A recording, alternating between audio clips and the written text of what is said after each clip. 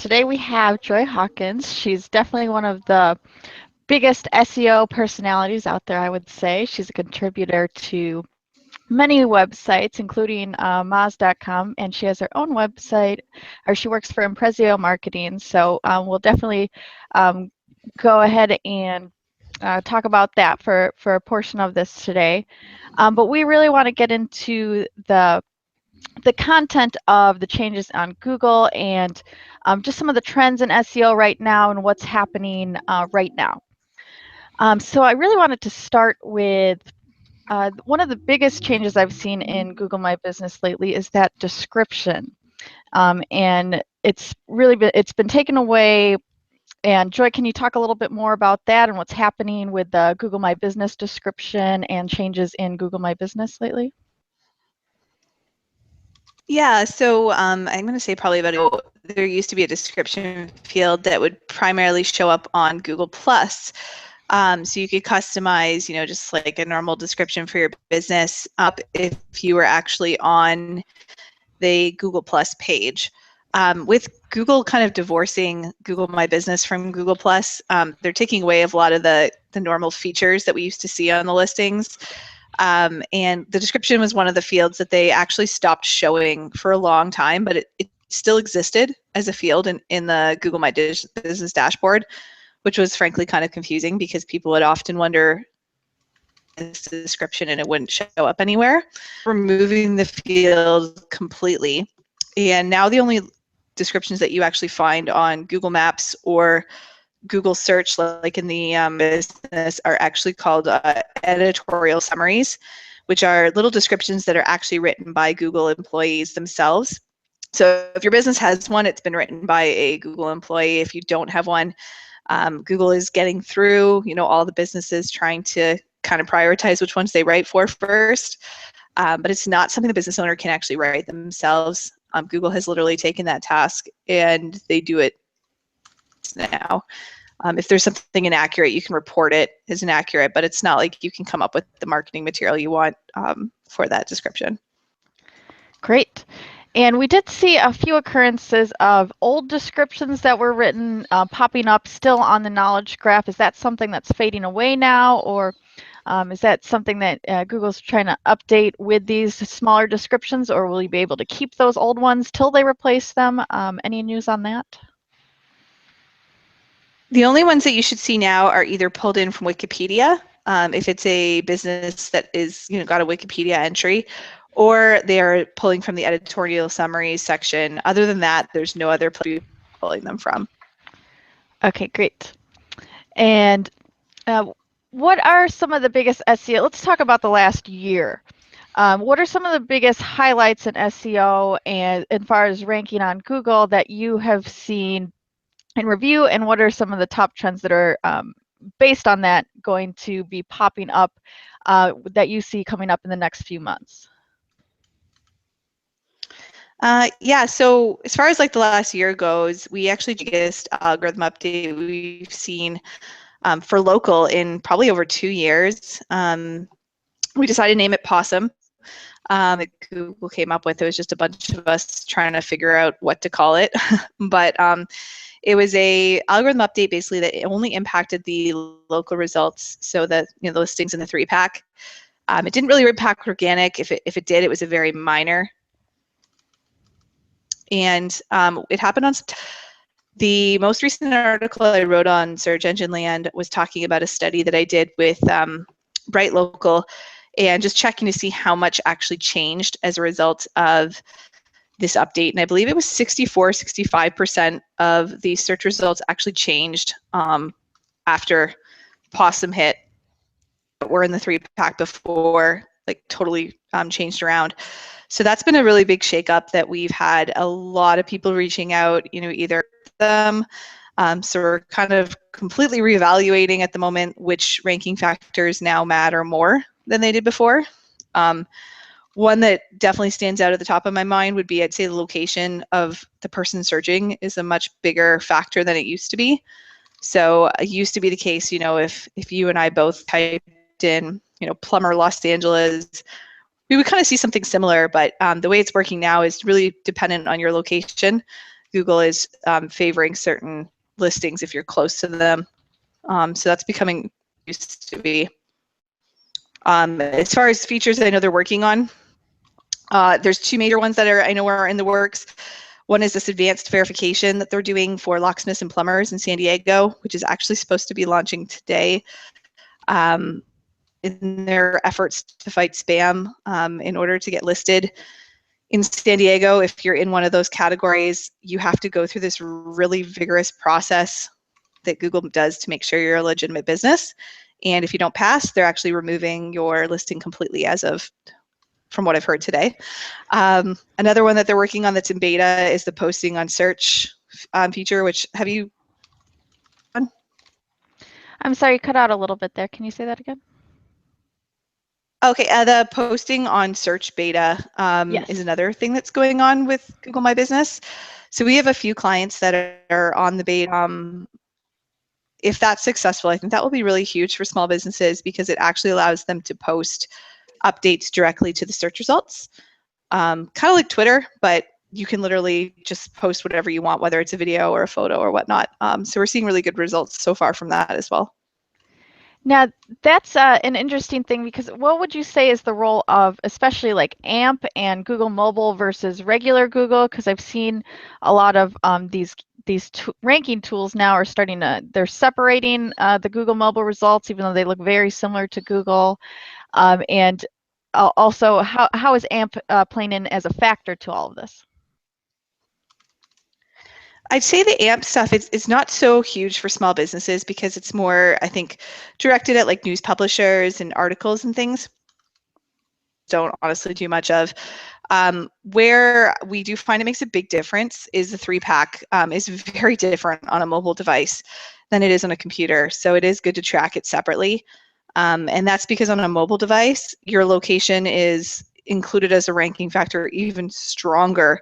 You know, if I search restaurants near me or restaurant San Diego or whatever on my phone, I may see something completely different than if I pulled my computer up at the same location, same thing. Because phones are very much a location-based device, and they're going to use that as a ranking signal above and beyond what they do on computers. Yeah, that's extremely interesting that you know, user-centric ranking factors. I mean, if let's say you're in the same room or you're at, let's say you're connected to your Wi-Fi or you're in a Starbucks connected to there, and you have your phone right next to your desktop. You're saying you can get the exact same results or different results. How does that vary? And does connecting to the Wi-Fi matter with the centric search? Yeah, the 3 different things that are the search term you put in, your IP address, which would be the same if you were connected to the Wi-Fi, and then the actual location your browser is set to. So there are tools out there that you can actually manipulate where your browser is set to, but no one can really, I mean, you can, I guess if you use a proxy, manipulate your IP address. But those 3 things are kind of how Google determines what to show. And you would see different results most likely connection doing a phone search versus a computer search. We used to see like if, you know, the site was mobile friendly, for example, you know, that might help them rank higher on mobile, whereas it makes no impact on the organic. So there's like tons of different variations, I think, that come into play that cause the research results to be a bit different. Not drastically different. Yeah, that's interesting too, is the mobile results, because there is that strategy of making your mobile site the skimmed down version a lot different than your desktop site to the extreme. And is that something that's going to affect how the results play out based on if there's different information on your mobile site versus the full desktop site? So for example, I mean, even the way you arrange it on the page for mobile and making it a better user experience overall, and doing that for, even though there's less content per se on the mobile device. So is the question is that how is that going to change if you have 2 completely different sites, really? I'd say there's pretty much almost never a case where I actually recommend people have two sites for SEO. We see it a lot for PPC, when people are doing ads, having a separate mobile site that has like different can be really effective. For SEO, it's more of a nightmare than anything else because you've got two different sites to update, trying to keep their content in sync. It's like almost twice as much work. So we almost always go with responsive design for clients, so that at least the structure of the pages, the layout, the things like that, like they're pretty much the same. The responsive adjusts properly on mobile. But that's kind of Google's suggestion as well. They suggest responsive design in their like official guidelines for webmasters. So I find it's just the easiest, best way to go about that whole problem. You don't have to worry about this thing. All right, great. I have a follow-up question on that one.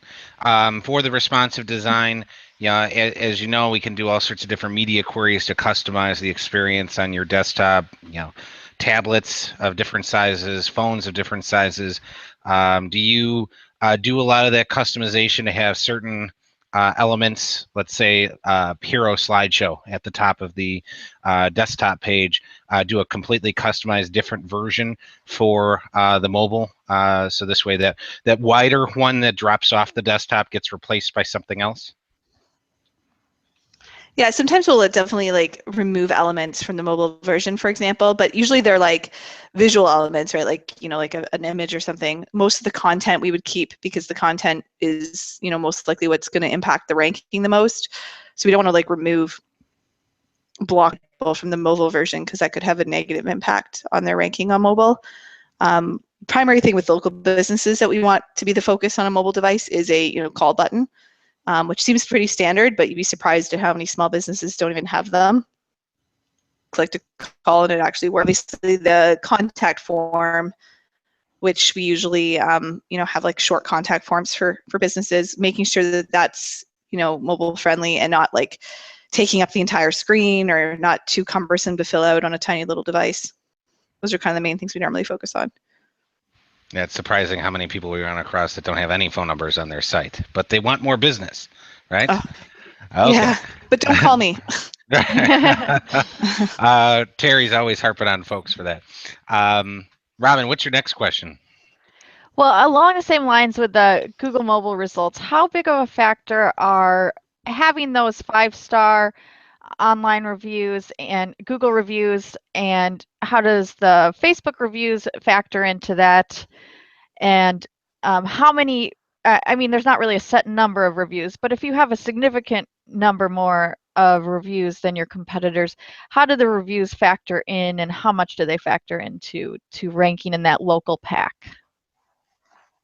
So reviews are really important. Obviously, having enough of them, having the biggest thing that's probably has the most impact on where you actually rank is the content of the review. So, we've got like a criminal lawyer that we're working with, and, the person that reviewed him was saying how this guy helped him out with his DUI.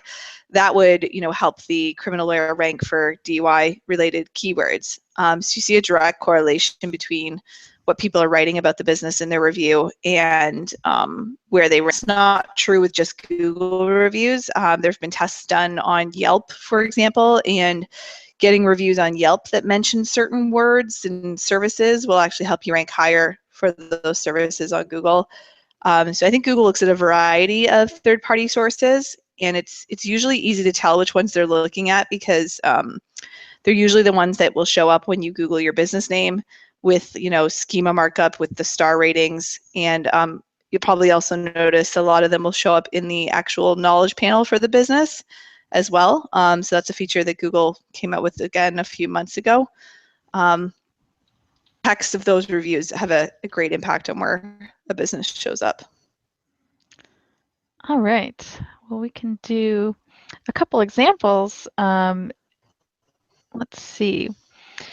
So what are some of the examples you have been running? I know you mentioned plumbers, and is there an example that you'd like to bring up on the screen here? Sure, just like of reviews specifically, or? Yeah, or ranking factors, just to give a little bit of a visual. Yeah, so if you do like, you can do like plumbing, and maybe you can pick one of the businesses there if you want. Sure. All right, so let's take a look at this. I've actually used this plumber before, so why don't we pick this one?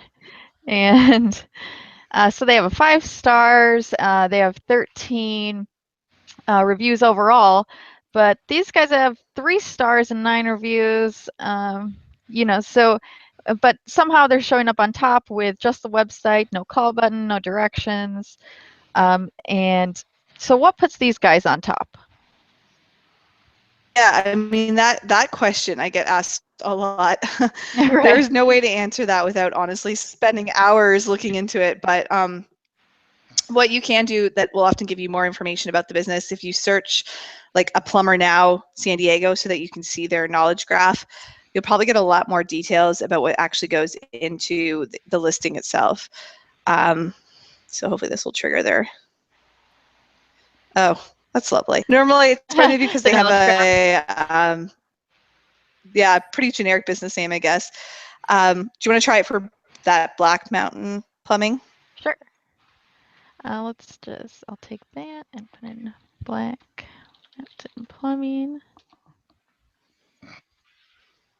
There we go. There you go. So now you've got it all in the right. So you can see reviews around the web, and they've got like Customer Lobby and Review Buzz and like a bunch of these other places that are pulling in reviews. Those, what generally lines up on the left. So the directories on the left that have the gold stars, or the sites on the left that have the gold stars, are generally the ones that Google will pull into the knowledge graph. And you'll notice Google is pulling in reviews that are actually on the site itself. So this business's website, the review schema markup on it, and those are actually getting pulled in as reviews from reviews around the web. Where the Google reviews are. Now with the reviews, I know that you can have, so with the keywords being in the reviews is definitely essential. We usually tell our clients, you know, have your happy clients tell their story so that the keyword naturally gets into there. But does it count at all in the response? Like if you have an owner response with new information, can you put something in there? Not that I've seen. I wish it was that easy, but I don't think owner responses really even get. I always tell people to do them because I think they show the customer that you care enough to actually see the review and respond to it. It doesn't have the same impact as like a customer actually putting it in the review text. So more of like a human ranking factor, really. All right. So what? My question on these stars over here, though, is why are people not doing this? Because it seems pretty. I mean, from a tech point, putting the schema markup in there, I mean, it takes minimal time investment, and then you get these great stars coming up here, and I barely see anyone doing this. Why is that? Most small business owners, first of all, fail to get anything other than their homepage ranked. So that's, you know, normally you'll see like a site and literally the only page that shows up anywhere is the homepage, and you can't get the gold stars on the homepage. So a lot of people don't even think. Who I see really succeeding at this is like a good corporate example would be Allstate. So you do a search for Allstate plus any city. They have gold stars all over the place for their locations because all of their agents have inner pages. So hopefully this will actually trigger one. You know, gold stars on a lot of them, right? That's because Allstate's locations have their inner pages on allstate.com. Most small businesses like Joe the Plumber, that's got joetheplumber.com, it's like his homepage is the only thing that ranks anywhere. So I think it's just a matter of, first, they have no idea that this feature is even possible, and then they don't see it on their competitors, so it, you know, they're not looking for it. With Google changing the guidelines on it recently, that also confused a lot of business owners, because before it was like really easy. You could just Google or from Yelp, stick them on your site and then mark them up. But Google's now telling you they have to be unique, and you can't technically do that anymore. So it got a little harder when Google made that adjustment. Yeah, and so that's definitely an advantage you can have over your competitors today. So definitely ask your web team about about schema and getting these stars for your different pages. All right, so let's go ahead. I'll throw it back to Terry here, and we can do a little break for Imprezio. And Robin, I'll pick up there. This is Paul DeWarian. Joy, we'd love you to tell us a little bit about yourself. Maybe give us a 1 or 2 minute intro on yourself. We jumped right into the content because we love to get that over to folks right away. But if you could tell us a little bit about yourself, your experience in the world of SEO and with Google, and how we can get a hold of you, that'd be great. And we'll go ahead and throw your website up on the screen at this point. Sure. Yeah. Scroll down just a tiny bit. It should actually list something like bad, and I'll just explain what those. Oh, you passed it. Go up. So I'm a Google Business top contributor. A group of people. There's about 8 or 9 of Google on the Google My Business forum. So there's a list of 7. The advantage to this program, it's a lot of work. It's a volunteer program. So Google, it's actually kind of funny. At a recent event I was at, Google guys that was there, why they haven't hired me yet, and they're like, why would we hire Joy? We get her for free, jokingly. But they don't pay any of us for hours or anything, but we do get perks. Some of the perks include, back-end access to Google employees that we don't have to deal with the lovely phone support that they outsource to India. But we also don't have to deal with issues that we see happening anywhere that are regarding Google My Business. We have a direct path to get those escalated right away, and Google. So there's lots of stuff they tell us that we're not technically allowed to talk about when they first tell us. We get access to things like betas, and they tell us about launches before they happen. And usually they fly us out there at least once a year, kind of pay for us to come out and get our feedback on all the products and stuff. So it's a really cool group to be a part of. It's been a real kind of fun time. I've been in that for about 4. And at Imprezio specifically, they have me deal with our, if we've got, clients that are not ranking well or somehow had some weird thing happen and no one can figure it out, that is generally when they send it over to me. I also have a monthly column on Search Engine Land. I write for, obviously, blog for Imprezio as well. So I do quite a bit of writing, and the events that I speak at are usually either SMX or Local U, which is, I guess, run by like Mike Blumenthal, if people know who he is. He's facilitates those. A couple speaking events I had to turn down this year, unfortunately, because I am 34 weeks pregnant, so couldn't travel. But events at different search marketing conferences, and probably about 4 or 5 a year. Well, congratulations on your pregnancy. Thank you for sharing about your business and about your personal life. I'm sure it's very exciting.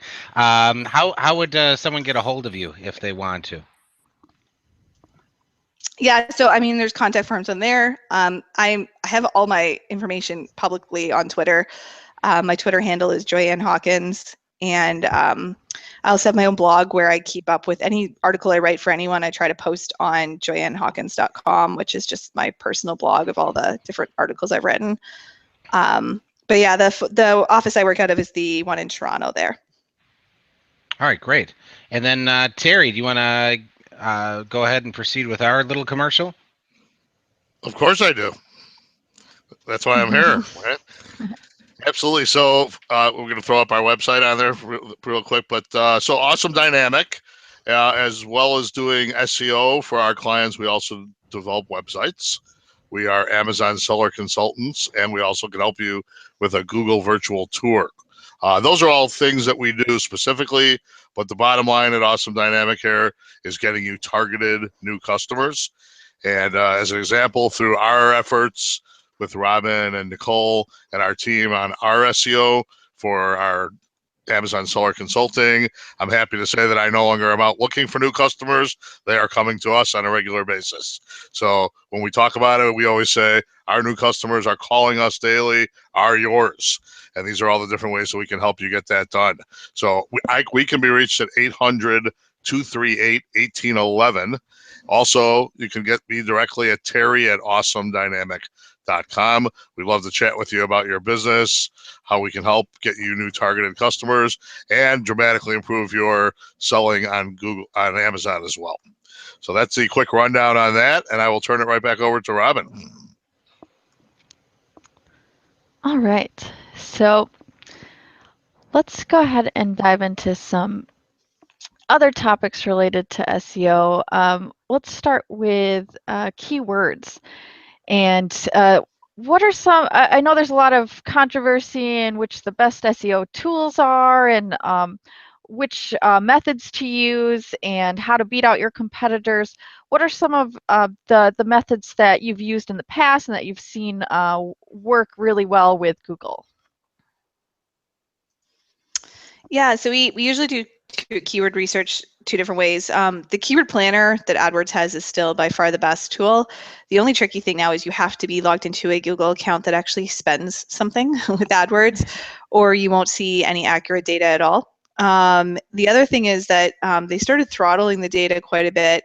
And Patrick Stocks wrote a really good article on Search Engine Land about 4 or 5 months ago on a couple tactics and tricks that you can use to actually get accurate data on the tool. Like you basically need to do the section of it that gives you an estimate where you put in a bid and stuff, and you'll actually get real numbers, versus if you just use the generic part of the keyword planner, it gives you like this big ballpark figure that's rounded, and it's also on broad match, so it's completely inaccurate. So there's definitely some tricks to using the keyword tool. I think a lot of people don't know that. They use it wrong. They get completely inaccurate data. We always use the data from Search Console as well, because the search analytics in there are also, more likely to be accurate than anything else as far as what keywords you're actually getting traffic from currently. And then we also usually will do, like, as far as coming up with new keyword ideas, we a lot of times will look around, at the bottom of the search results to see what related terms show up. We'll look at competitor sites, dive in, see what words and phrases they're using on their site that our clients aren't, and kind of do a bit of a comprehensive overview that way as well. Great. And then how do you take that competition factor? Because I know there's something that we do at Awesome Dynamic is really target those words that are the easy wins. And we've gotten tons of phone calls and seen some success from that. But how low do you go on the traffic to where it's not worth it anymore? Or how high do you go on the competition where it's not worth it anymore?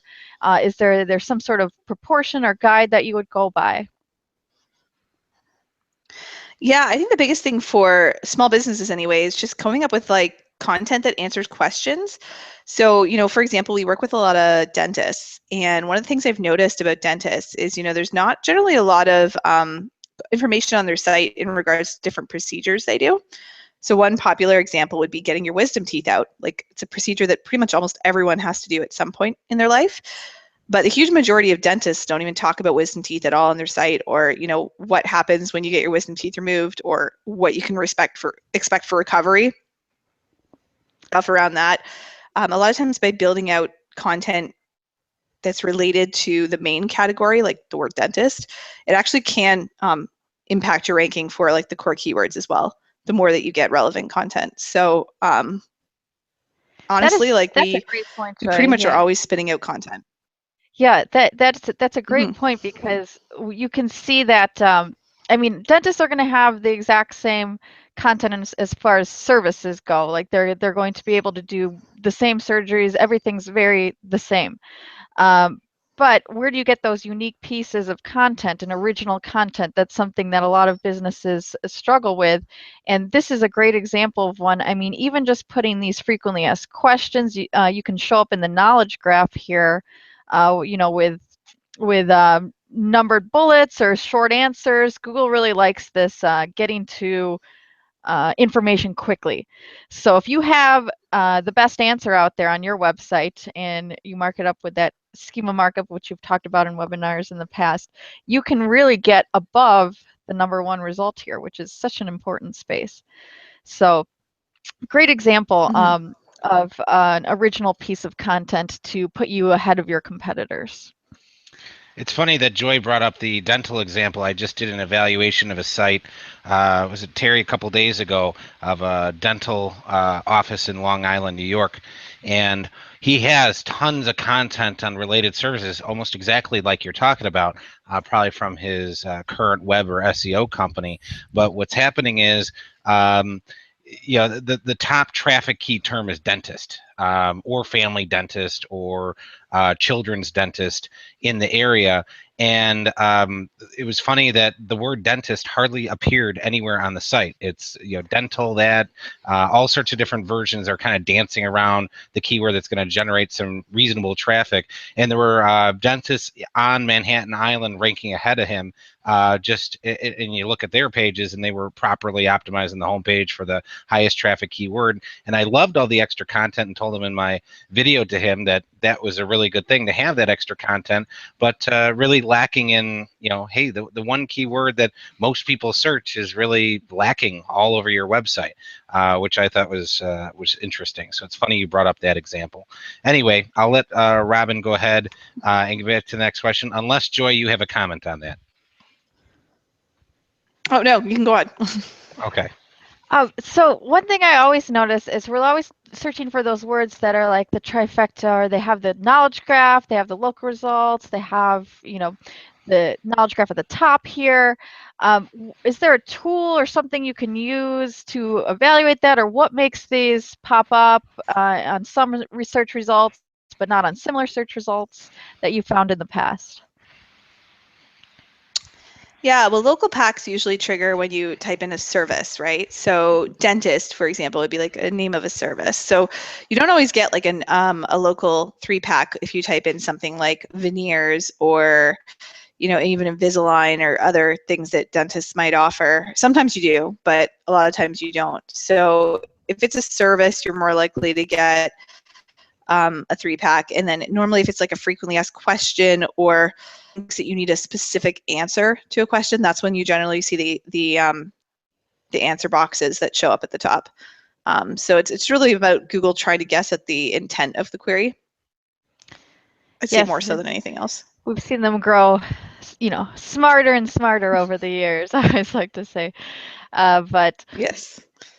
So how do you, so when you have these local pack results here, is Google expanding upon just going beyond the typical services? What do you see as predictions in the future of other types of local pack results you can get from, besides services, or types, or industries? What types of industries? I think if you type in like plumber San Jose, for example, they are testing home service ads in the Bay Area for plumbers, a few others, but like they're these sponsored kind of looking things that pull in Google reviews from your typical Maps listing. A test they're running through AdWords. So this has been running for I think like a year and a half now. It's been a while. So there's talk about possibly them expanding that, making one of the listings in the 3-pack a paid listing. So they're always looking for ways to make more money. So if that happens, a lot of people are freaking out over that, because they showed a screenshot of it at SMX in Seattle in the summertime, and I took a picture of it with my phone, and it was a really crappy, blurry picture. And then right after I snapped it and tweeted it, they told us not to share it. So it was a bit too late. But we're talking about how they've been testing that, and in June I have not seen a single test. A couple others have, but there is buzz around whether or not Google will do anything with that. They have ads now showing in the local finder, they have ads showing in Google Maps. So I mean, they're really just trying to find more places to put ads, I think. Exactly. Pretty soon the ads will show up, 3D or something like that. Holographic ads. 3D glasses. Something. All right. Hey, Robin, can I jump in with a question? Yeah, go for it. So, Joy, I want to just take this sort of really basic just for a minute. I'm the one who handles all our sales calls here, and people are always asking me how long it's going to take for them to start ranking better, how long, I've heard people tell me I've already done my SEO, of course. I know you've heard all this stuff. So what do you talk about with new clients who are asking these kind of questions? I'd love to hear what you say about, how long it takes to get some traction. When they ask you, how long do I need to do SEO? What do you talk about? And then do you also talk in terms of, approximately how much time maybe per month that someone is going to have to spend to really have some effective SEO done? Yeah, no, that's like the golden question, and you get asked in sales like all the time. So obviously there's no magic answer to how long it takes, but I would say definitely SEO is not a one-time thing. So if anyone ever says to me, I've already done SEO, and I'm like, well, again, not a one-time thing. It's definitely something, in my opinion, that has to be ongoing. Because I see it as like a race. You've got businesses, let's say, that are competing for 3 spots, and whoever's kind of continually adding more stuff, like more ranking factors and more things that impact ranking, is really clearly going to be the winner over time. So if you put a bunch of efforts in and then stop doing anything and you expect to actually maintain your position, I think you're kind of crazy for expecting that when your competitors are not, and they're actively paying off. And I would say that SEO's purpose is for 2 things. One is to obviously gain new traffic that you don't have yet. So keep in mind, like Google has said that each day, like at least 15% of the queries they get are brand new. So people are always thinking of new ways to type things in, searching differently. So if you're targeting, 3 keywords, you're not reaching everyone. So there's always new traffic to get, but then also I think there's a cost involved in just maintaining your existing ranking. Because if you just expect that you pay in one time and it's just going to stay there for 5 years, I mean, I just hitting themselves with that. Perfect. Yeah, we were in a consultation with an insurance agent once who asked us how long he should be doing SEO for, and I asked him how long I should have insurance for. Haha, good. I like that. Yeah, so that's the way it went. So, we talk about, a few months to get some traction. And then one of the things we always try to mention too is just we have to do a little bit more than our competition, and we really need to know what that is, but that's really the whole key. Yeah, and I mean, budgets for SEO, it could really depend on the industry you're in. If you're a dentist, for example, it's highly competitive. Like there are pretty much I would assume most of the dentists in that town, that the person's in are most likely paying for SEO. Service business and you're in a really small dinky town in Idaho, you might not need as big of a budget. So it really just depends on what you're up against. Got it. Thank you. All right. Go ahead, Paul, Robin. go ahead. I was going to say, in terms of long tail keywords and landing pages, what's really the limit? So of landing pages, would you say landing pages, if you want to rank in different towns, is that a better idea in terms of like having the town name in the actual long tail keyword? Is that something that's most important, or is the root keyword really the most important when you're trying to rank for these towns surrounding your business? Yeah, I would say that's one aspect of SEO that is really challenging these days. Is let's say your business is in Seattle, but you want to also rank in Redmond and all these surrounding towns outside of Seattle. It's really hard. Like it's honestly the strategies that used to work, where people just kind of funny, spammy looking, all have the same exact content, just sub out the cities. Those are seen as doorway pages often now, so you can actually get penalized for them. So I'm very cautious when I'm creating what we call service area pages, because unless you have really compelling, unique content for each area, it is really difficult to rank anywhere as to those pages. Like who's going to link to them? Like it's very difficult to get any type of backlinks, and then without backlinks, you're really not going to rank anywhere. So I would say that strategy is one where we generally push AdWords for people that really want to expand above and beyond their own specific town. It was getting harder to do that successfully.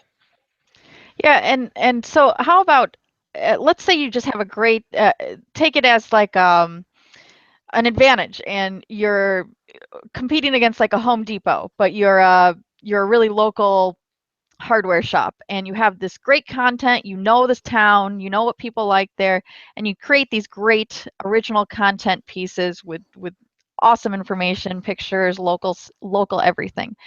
Is that something that could be used as an advantage over those bigger stores?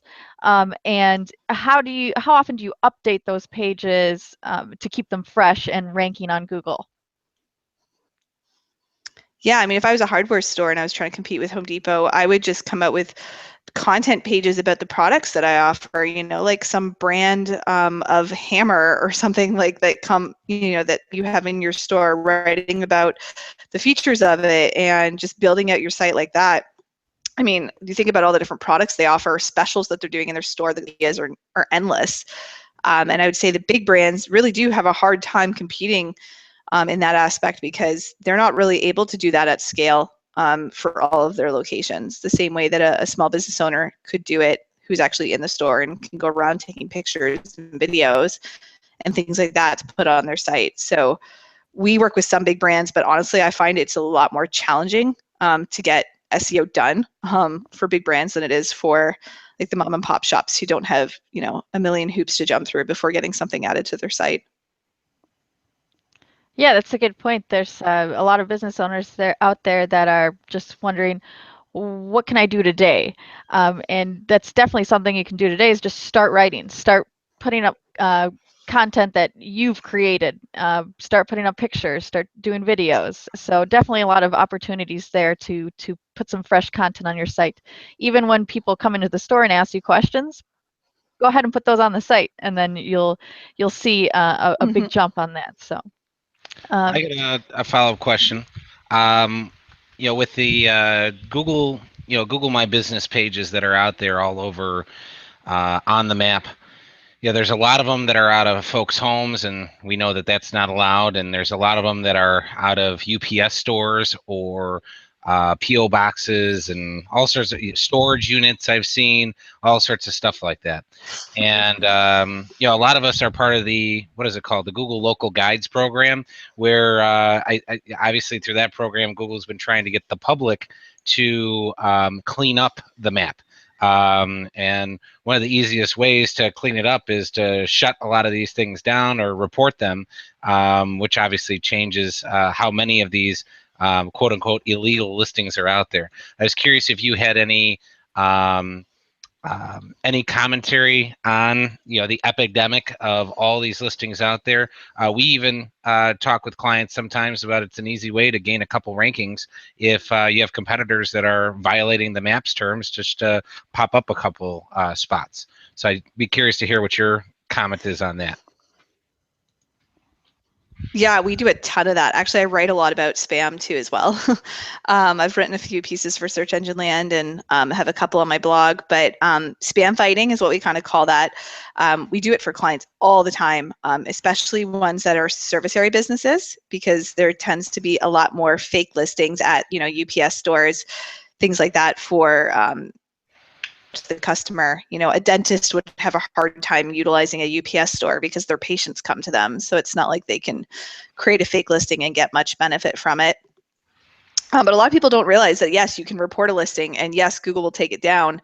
And through the local guides program, or, I'm a part of the regional leads program, which is, I guess, a step above Google Guides. And basically, the more you edit, the better your edits are, the faster your edits go through.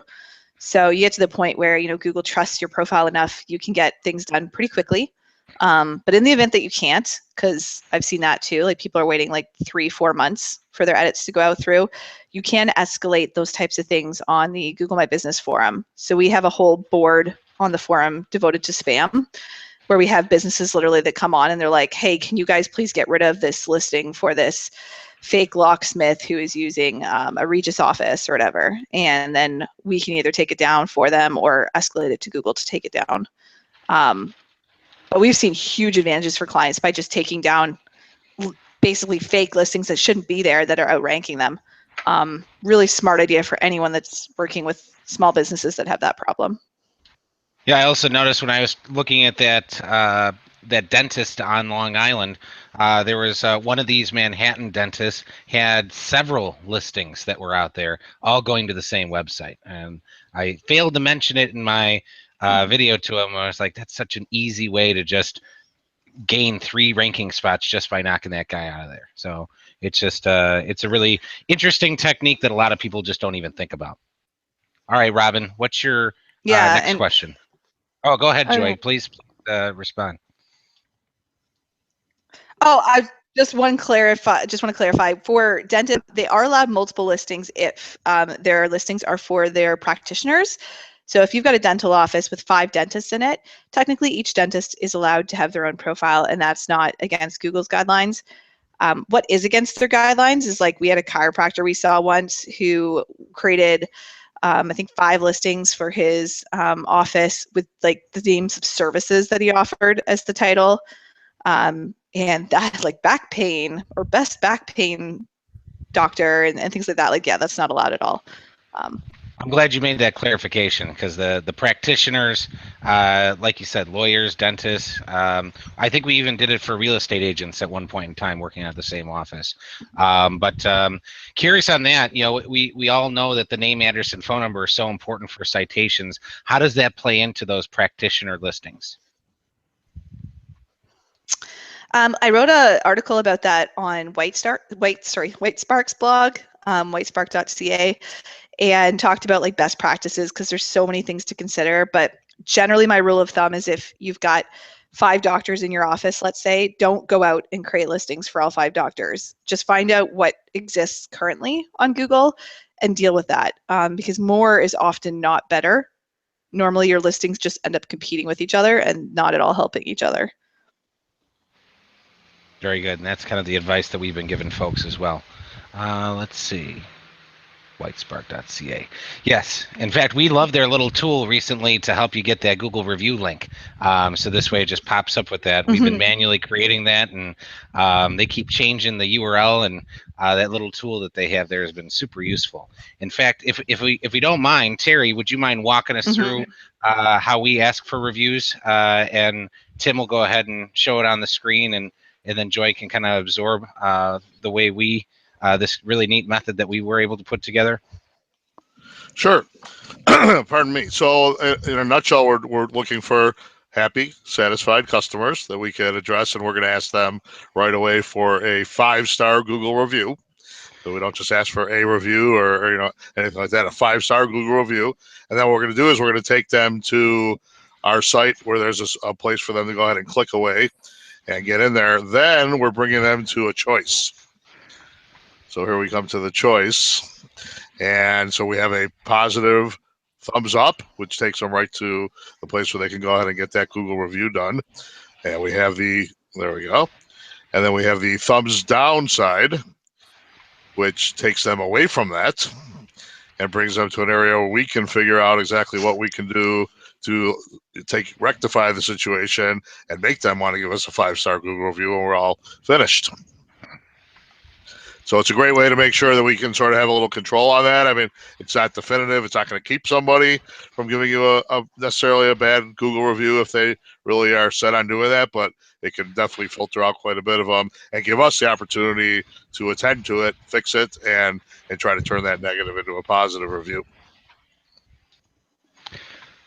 You know, the other thing, Terry, that we've done is review parties. And in fact, our last webinar was just a really good recap of all the stuff that we've done at those review parties. And Joy, review parties no more than, you know, it was originally intended to be a BYOB event, but it didn't end up being that way.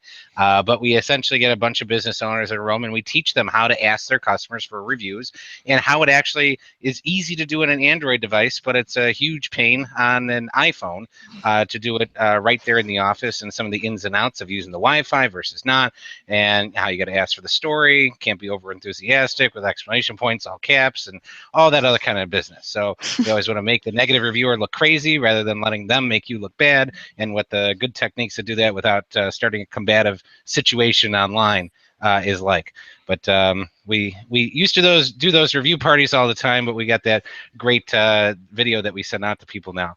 But just curious, some of the different methods that you use to help business owners get reviews. Just curious if any of the things that we're doing are similar to what you're doing, or if you have some other techniques that you'd be willing to share. Yeah, pretty much exactly the same. I mean, asking them, well, you've got them there in front of you is great. Asking them via an email. I think most business owners kind of fail because all they do is have a little link in the bottom of their signature that's like, leave us a review. And that's not the same as asking someone to leave you a review. So I think it's just a matter of actually asking. And if you ask, then you will get a good number of them. That's great advice. Yeah, because it's how you ask, really. All right. Yeah, the way I always do it is like, it would mean so much to me and to my business if you would take the time to leave me a 5-star review of my business. It would help us grow and serve other customers in the way that we've been able to help you. So that's the example that I give to business owners, is the way you ask rather than the person at the Kohl's is like, yeah, just put a review or whatever. So the way you ask is just so important. Anyway, Robin, please get to your next question.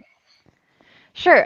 In terms of the age-old question of Google My Business duplicates, how are I've talked to many times through forums, through Google support. I mean, there's always a different strategy of how to get rid of these duplicates. I mean, even Google's saying sometimes that you don't even need to get rid of them because it's automatic now, and I see all these old Google Places pages still out there, connected to profiles, to old profiles, and there's all this kind of tangled web here.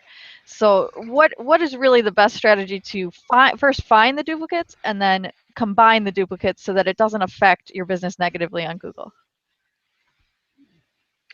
So I just threw a link in the chat there, but as far as finding them goes, so this is changing because my default for finding them was always Google Mapmaker, which is just announced that they're closing that as of March of next year. So I've been looking up to find the same information using Google Maps and had some success there. One of the methods that I use currently, I talked about in my presentation that I did at Local U in New Orleans last month. I believe it's currently the pinned tweet on my Twitter profile. If anyone takes a look at that, but finding them is the first step. And I can safely say that like 90% of the businesses that we get that come to us have duplicate listing problems. So it's something that a lot of SEO companies are either not aware of or they have no idea how to find them. And then dealing with them, it totally depends. So that goes into all kinds of different scenarios. And depending on what scenario you're in, there is a different method to solve it. So it's not easy and there's no one answer. Yeah, that's what I always struggle with, is every case is completely unique and there's not like a step 1, 2, 3. So is Google going to come out with a way to make this easier for us, or is this just the current method we're going to have to work with right now? Okay. I highly doubt it because they haven't in, I don't know, how many years Google Places has been around, like 8 years, 9 years. Yeah, I doubt they will make this easier.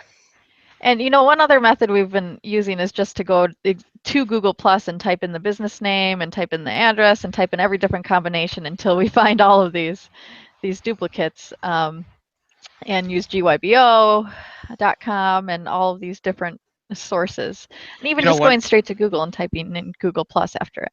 Right. Well, yeah, we've done that. And then one method that I've been using lately is I'll Google the business. If the knowledge graph comes up, I'll click on the photos. And as I browse through the photos, some of them will have the Google Plus URL in it. And then you can grab that number and then plug it in with the proper format and actually pull it up that way. I've done that to kind of grab some at some points in time.